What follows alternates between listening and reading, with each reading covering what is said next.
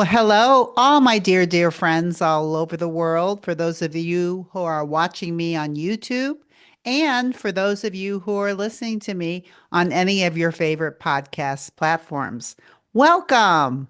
And today, I want to talk to you and teach you something very, very interesting about the difference between physical hunger and emotional hunger and a little bit more about urges and a little exercise or game that you can play to tease your mind or give your mind something to do when it thinks about how good something looks and how much it thinks you should eat it. So, first, when we talk about physical hunger, as I've been talking about in the last few episodes, my physical hunger scale goes from a -10 to a +10. -10 is starving, +10 is stuffed. I'm encouraging you to eat between the twos, start at a -2 and stop at a +2. I've been talking about that for a while. If you're just listening to this, just listen to the maybe last two or three episodes about my physical hunger scale, or just go back to the beginning, if you can believe 466 episodes, and start at number one, where I teach the physical hunger scale in depth. But for now, you are connecting to your body, especially if you're in menopause, especially if you've been on diets your whole life and you have no idea how hungry or full you are. Then first you connect to your body. Am I hungry? -2. Am I full? +2. And it's the whisper of hunger and the whisper of fullness. And then when we talk about why do you eat when you're not hungry, which is probably the best question that anyone ever asked me when I was in menopause, and I decided not to go back to Weight Watchers for the 100th time to lose the same 20 or 30 pounds because it was just way too hard. I needed something else. And when a coach asked me, why do you eat when you're not hungry? It opened up all the doors for me to explore my own brain, which is what I teach now, and how I created this thinner peace process of how to be at peace with your body and food, especially if you're in menopause, and be able to get on the scale and weigh what you want and stay the same. So it starts with eating between the twos. Do you know when you're hungry and do you know when you're full? Now, if you're full and you know you're at a +2, but you want to keep eating and you do keep eating, we're not talking anymore about eating because you're hungry. Now you're eating for another reason, or at least it's not physical hunger. And this is where we get into the emotional hunger scale of why do you eat when you're not hungry? And this emotional hunger scale goes from a -10 to a +10, just like the physical hunger scale, only -10 are the most negative emotions, depression, anger at its strongest, and +10 is the best positive emotions, joy, love, all of those positive emotions. +10 is the strongest, but you could feel them at a +2, much lighter. It's the same with anger. -10 is you're so angry you could hit somebody, but you probably wouldn't, but you feel like it. And a -2 is you feel angry, but it's not very strong. And learning how to measure those is part of my thinner peace process. So you know how hungry you are physically, but you also know how hungry you are emotionally. Emotional hunger versus physical hunger.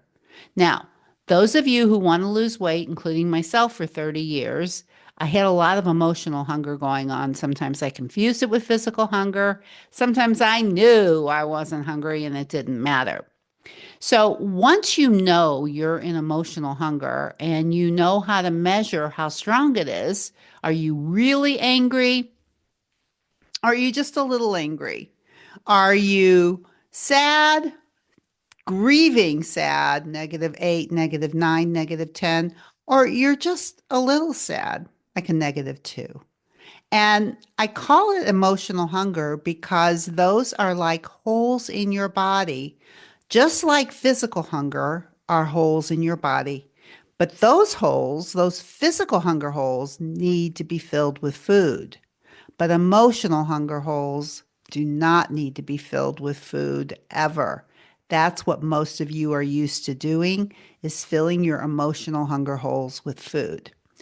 And when I talk about emotional hunger, I'm also talking about another term called urges, which is part of emotional hunger. It's just like the same thing as anger or sadness.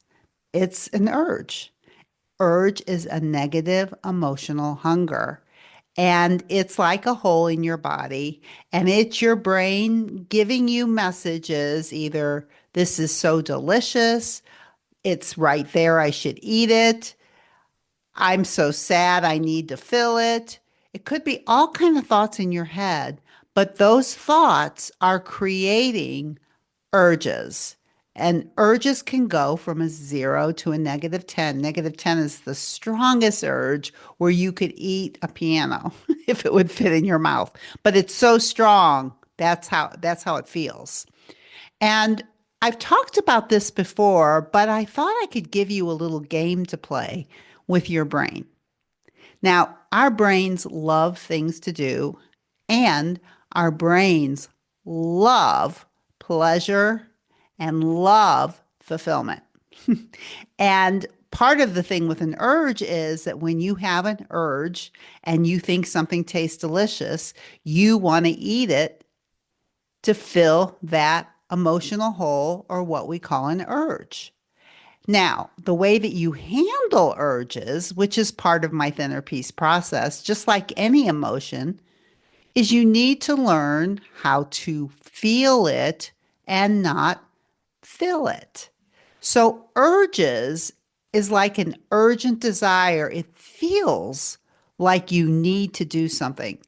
It feels like you need to eat something. That's what an urge or a craving is like. It's like you have to do it. And depending on how strong it is, -10, you're going to do it. And a -1 is it's pretty light. You might not even know it's there. But the way I teach is I want you to recognize all of these strengths because when it's a weaker strength or a weaker an urge, it's a much easier emotion to handle and to feel it without feeling it as opposed to a stronger one. So once you understand and can feel an urge, this is how I kind of teach how to handle urges. So first of all, for instance, there's a brownie and I want it. So I might see a brownie or I might be object of my desire is a brownie. I might think I love brownies. And that thought will create a feeling inside of my body called an urge. Now, how much I want that brownie will be dependent on how strong that urge is. I want it really, really bad, -8, -7. I want it, I see it, man, yeah, like that. Might be more like a -2. Now, the -2 or the -3 urge will be much easier to manage than a -8. So I always encourage you to notice those weaker urges and feel them. And then once you feel them, I teach you how to manage them. So you have a thought that just says, I love brownies. And the thought, I love brownies, creates an urge. And when you feel the urge and it's not real strong, like let's just say it's a -2 or a -3, you might be able to manage it with just because I like brownies doesn't mean I have to eat them. Or I could have it later, or I can enjoy it later, or I could plan to eat it later. You can manage it. You can manage the feeling and not eat it. Now, here's the game. Once you understand the thought that creates the urge and the thought that manages the urge, and you can manage the urges without putting the food in your mouth, then we have a game. So here's how the game goes. You can have a jar. I call this, it's like a glass jar. And what I want you to do is when you feel an urge or when you think a thought that creates an urge, let's just say it's a cookie, and your brain says, that looks delicious. That's the thought that creates the urge. Now, it's not the cookie that's creating the urge. It's your little brain thinking that thought about the cookie, about how delicious it looks, that makes your mouth water. Now, maybe that thought that creates the urge is like a -4. It's a little strong, not too bad, but you can feel it. You know you're thinking it. And then you manage the thought by saying to yourself, just because it's delicious doesn't mean I need to eat it. Now, that's called managing the thought. And if you don't eat it, you have thought it, you have felt it, you have managed it, and you move on. Now, the jar, this is called an urge jar. And the way the urge jar works is you're going to fill it up with little crystals, little rocks. I have them like right here, and I love them. I have them still from Christmas, but I have them in green and red, and I think they're kind of pretty, and my brain kind of likes it. So, for instance, with the cookie, I see a cook. I think about a cookie. I think to myself, "Oh, cookies are delicious." I feel the urge. That's an urge. And then I think, I don't need it right now. Or I'm not hungry right now. Or just because it's delicious doesn't mean I need to eat it. And I move on. If that's what happens, you put a little rock in the jar. In other words, good job. You get a little reward. The goal is to fill the jar up. Every time you think about something that creates an urge, it's going to be the object of desire. For me, it might be potato chips.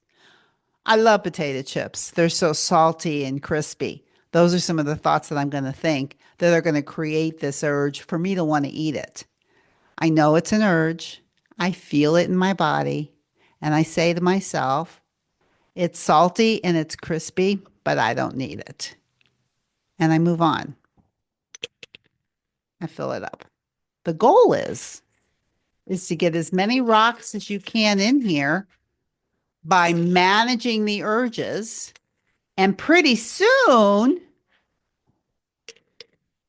your brain gets very, very excited about wanting to fill the jar up.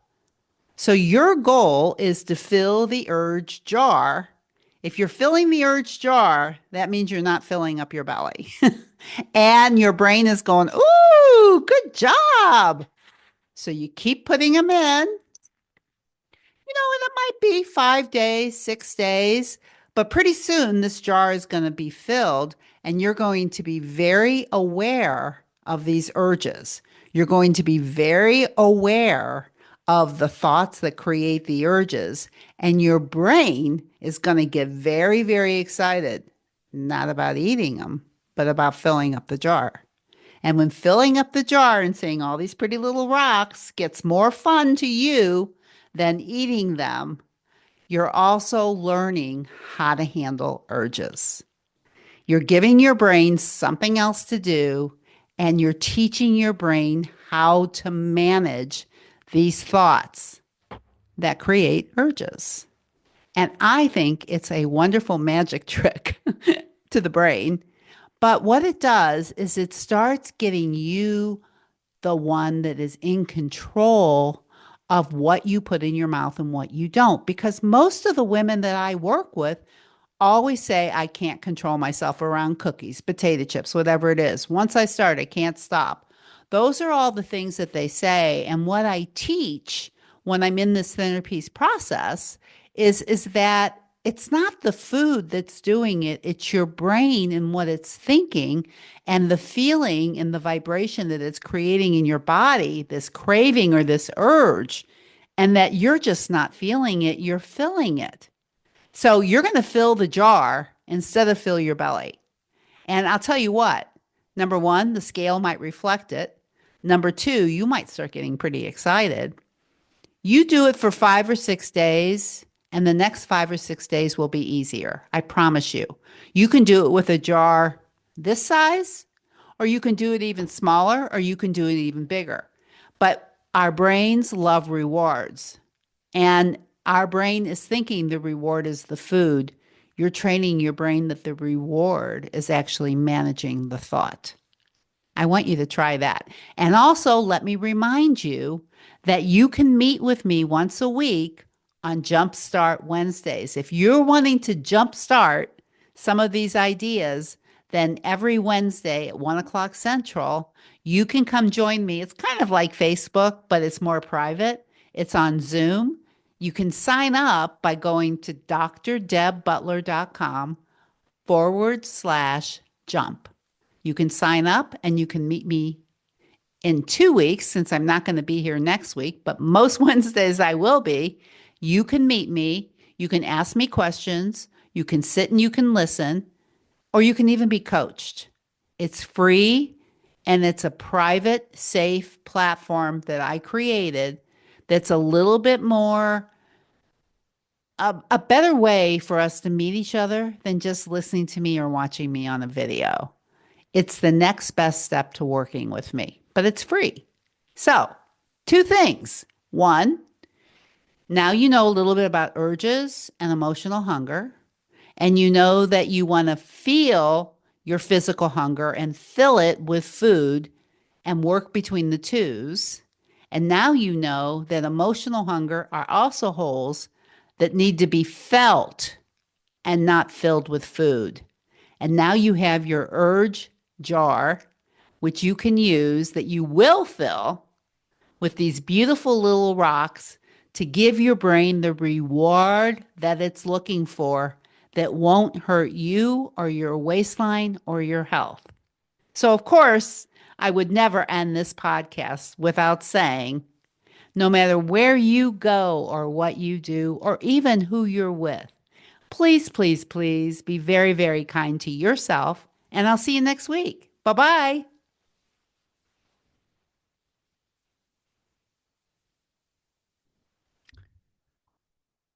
Okay.